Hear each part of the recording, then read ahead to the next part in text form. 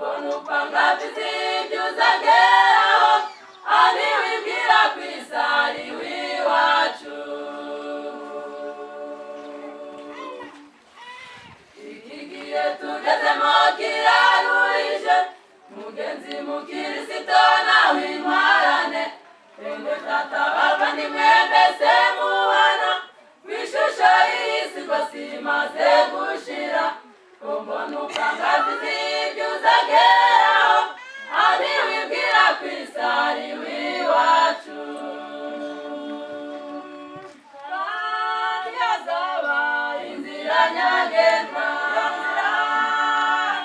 izitwa inzira yo kwera abantu imitima, nibaza yicamo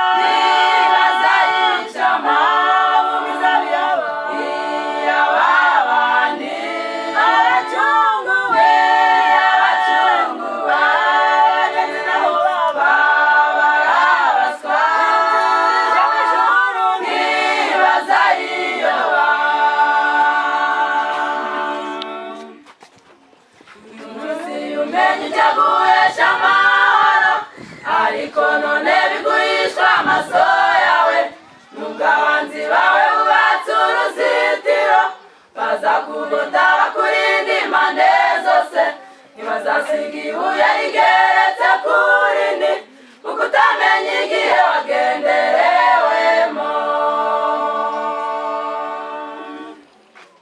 Uyu munsi umenye icyaguhesha amahoro, ariko none biguhishwa amaso yawe, nubwo abanzi bawe bubatse uruzitiro, bazakugota bakurinda impande zose, ntibazasiga ibuye rigeretse ku rindi, kuko utamenya igihe wagenderewemo. Kandi hazaba inzira nyabagendwa, izitwa inzira yo kwera abantu imitima, nibaza yicamo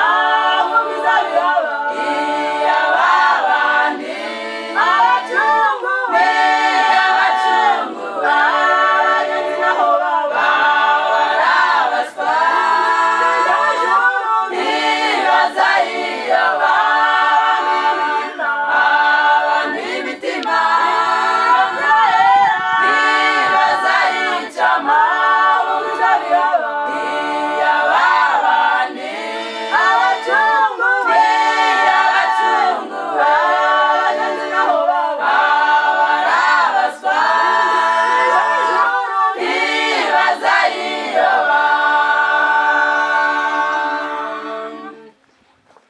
Dore intamigirwa ushaka kujya mu ijuru, nukwakira Yesu mu mibereho yawe, ugahinduka umucyo umurikira abandi, umudugudu wubatse ku mpinga hejuru, hinduka umucyo umurika ugera hose, imico yawe iryohera bakubonyeho. Dore intamigirwa ushaka kujya mu ijuru, nukwakira Yesu mu mibereho yawe, ugahinduka umucyo umurikira abandi, umudugudu wubatse ku mpinga hejuru, hinduka umucyo umurika ugera